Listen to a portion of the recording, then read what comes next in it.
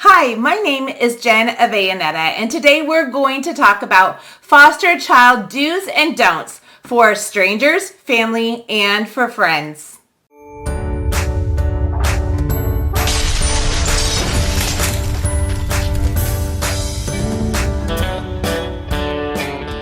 So why a list of do's and don'ts with foster children? I'm a big believer of just natural, organic conversation with children, with their families. I think it just builds connection when we're authentic and genuine, and we don't have strict lists of do's and don'ts. However, the truth is there are groups of people that sometimes they feel uncomfortable. They can feel uncomfortable in front of foster children, maybe for a couple of reasons. Maybe because they didn't grow up with a lot of diversity or unique, different types of people in their lives. And so when they see or experience someone new or someone that looks or maybe even acts different, they can get super uncomfortable.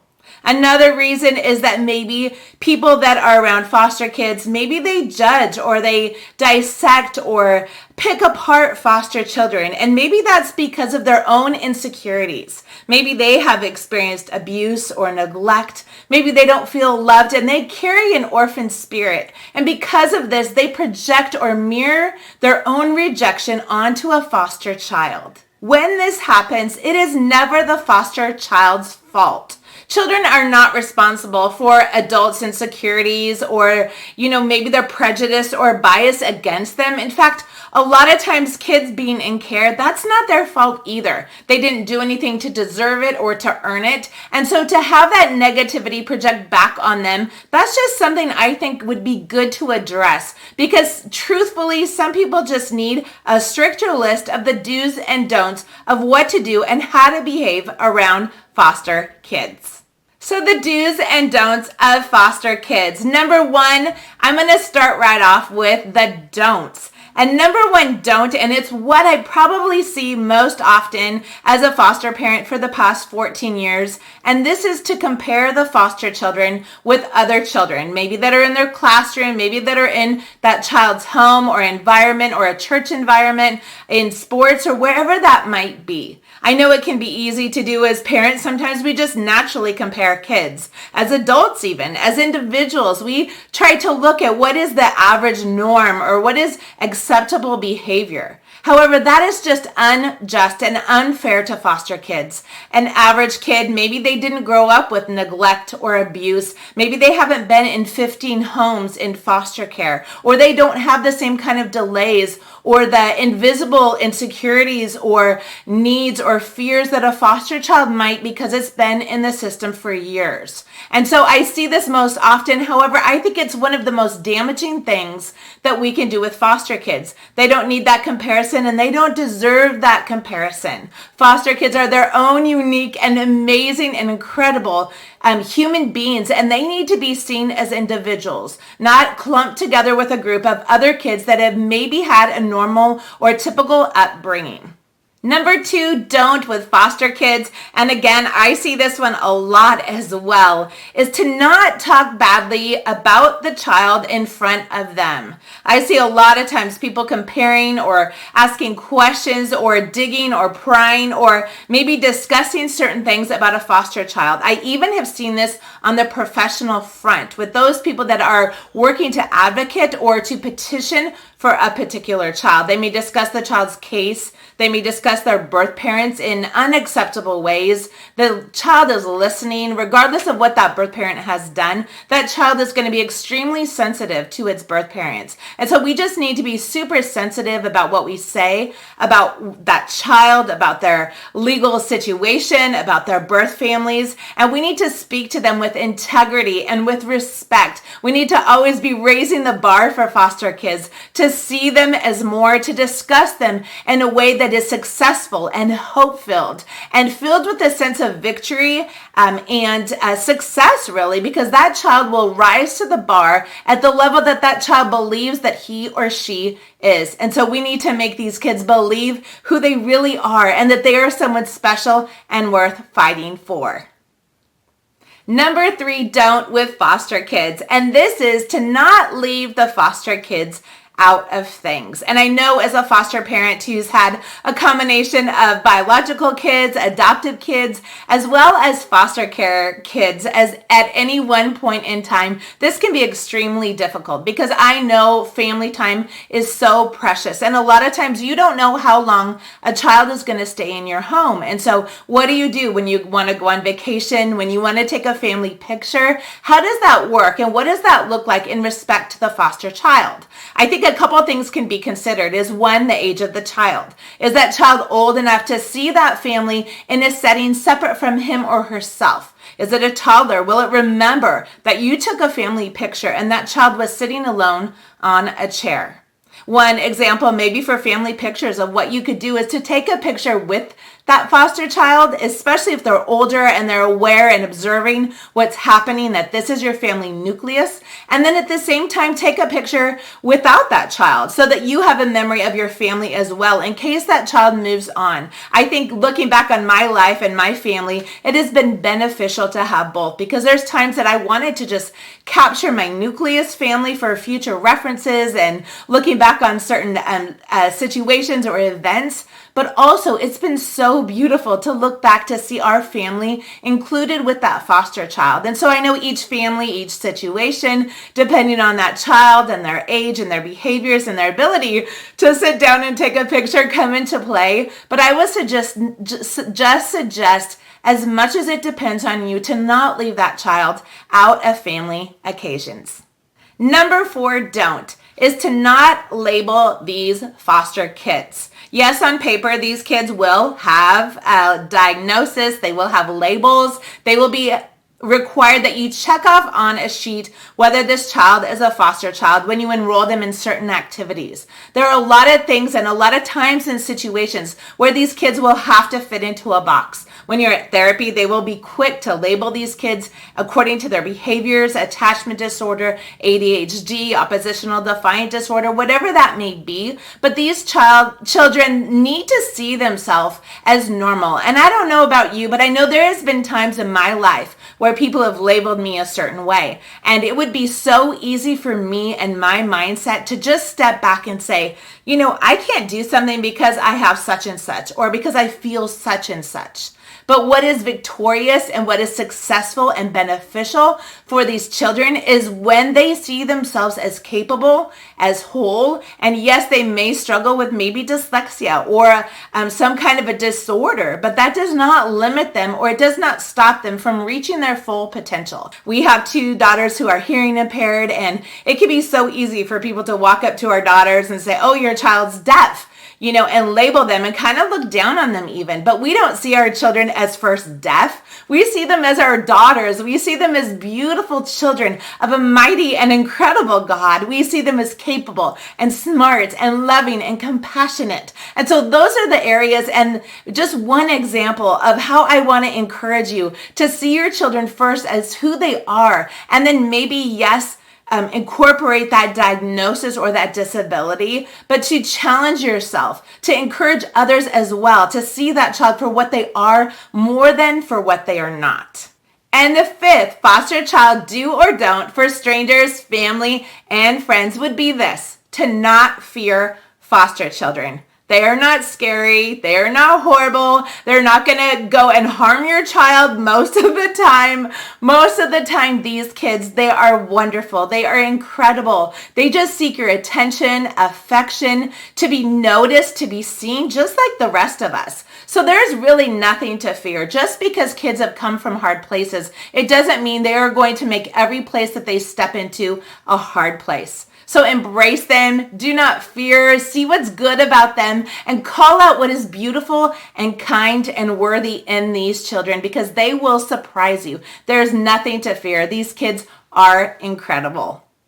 The 6th don't for foster kids is this: do not underestimate a foster child. A lot of times I will see people that will leave out a foster child. They'll maybe think that a child can't sit crisscross applesauce in a circle at preschool, or maybe they can't play that game or engage in a certain activity because they think they are just a foster child. But that is so untrue. These children are so capable to rise to the bar that you give them, to challenge themselves. They want to be more. They want to fit in, and they want to see themselves as capable. So I encourage you, don't underestimate these kids, because the moment these kids see themselves for who they really are, they are unstoppable. So do number one when it comes to foster kids in family and friends and your community is this: make foster kids feel equal. Make them feel like they're part of your world. Even if you're a little bit nervous or don't know what to think, or they look or act a little different maybe,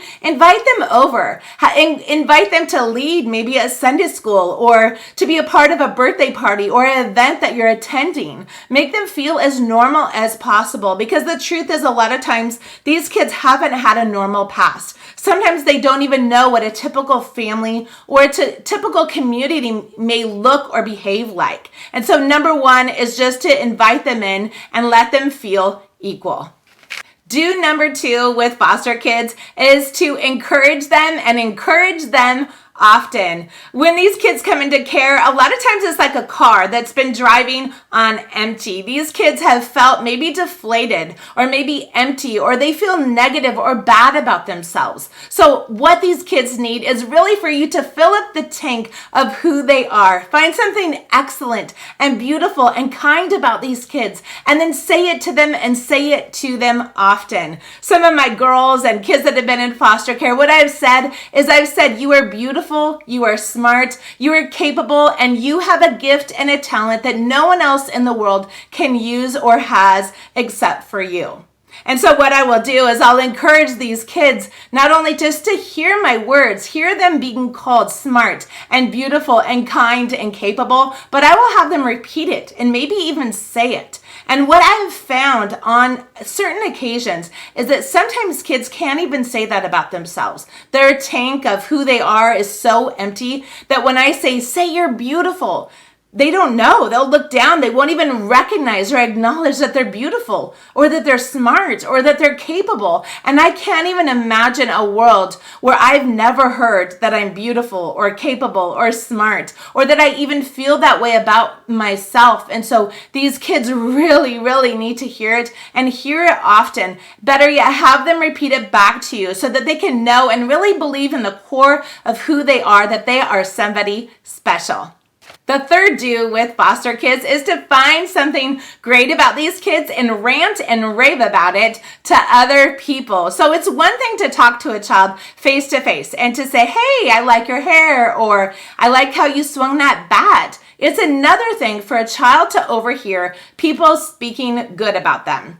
Sadly, in foster care, a lot of times they hear a lot of negativity. These kids, they're very intuitive. They pick up a lot of what's around them. They're very aware, even if you think that they aren't. And so sometimes they will hear social workers maybe discussing their case in front of them. They will hear people say bad things, maybe about their bio families, or they will hear therapists that are describing all these negative things about their behaviors. These kids need encouragement. They need to hear you say that to a teacher, to a friend, to a parent, to someone around them, because when they hear it, then they know that you really believe that. These kids, again, they can detect the difference between someone who's fakely giving them praise and someone who is genuinely authentic. And so I encourage you to genuinely and honestly really find good things about them, and then rant and rave about them to other people.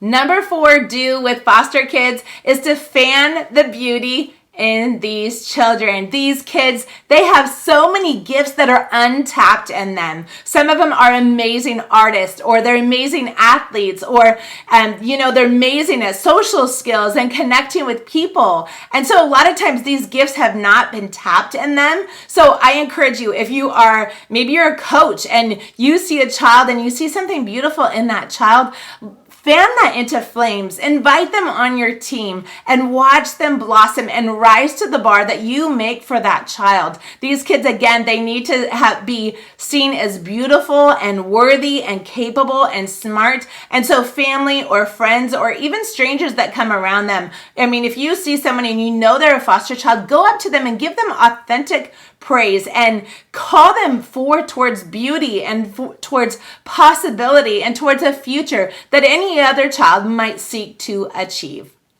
And the fifth do when it comes to foster kids is do be okay with not knowing the entirety of that child's foster story. I know I'm kind of a need to know and want to know kind of person. I love research and I love just, knowing the full picture of the what and whys about how people work. However, at the same time, I know that there's been parts of our kids' stories that it's been either better not to know or it's been wise to not know, because I need to see that child today for who they are. I need to not judge them according to their past, according to their history, and even as maybe a family member or a friend. We as foster parents have a right to confidentiality for our kids. There's things that we cannot share about the family or the case plan and things like that. And so, it's important to not ask invasive questions, especially around the foster child. Respect their privacy. I know you or we wouldn't want people to come up to us and say, well, what happened to your mom? Or why are you in foster care? That just, it just seems brutal and unnecessary. And so do respect the privacy and the story and the narrative of these children and what they've been through. If they want to tell you, they will. If they're ready and equipped and strong and empowered, they might share their story with you. But if they don't, it's really not always our place to ask or even to know, and just to treat them and to love them right where they are at. Number 6 do of foster kids is do welcome these kids into your world with wide open arms. Invite them, include them in your family, in your home, in your church, in your schools, and in your communities. These kids, they're just like everybody else. They have a story, yes. They have a past. They maybe have gone through a lot of foster homes, but they are worthy to be seen and to be accepted and to be embraced. Treat them just like any other kid. Love them, get to know them, and they will change your world.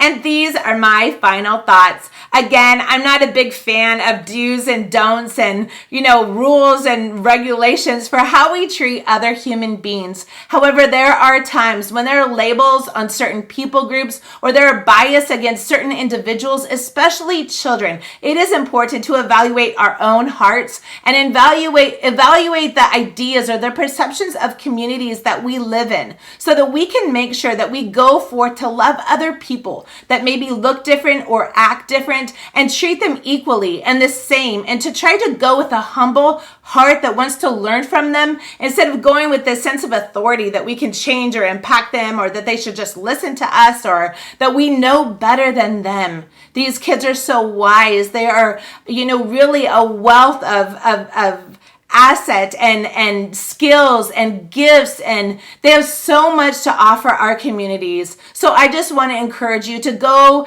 forth and connect with a foster child, invite them over, become friends with them, get to know them, say amazing things about these kids. Find something beautiful about them, because every child, every human being, regardless of what they do, what they believe, what they say, how they act, or what they look like, are worthy of dignity and respect. And you will change because of these kids as you open your arms to them. Thank you so much for watching. And remember to subscribe below. Go out and live bold and be brave, and we will see you next time.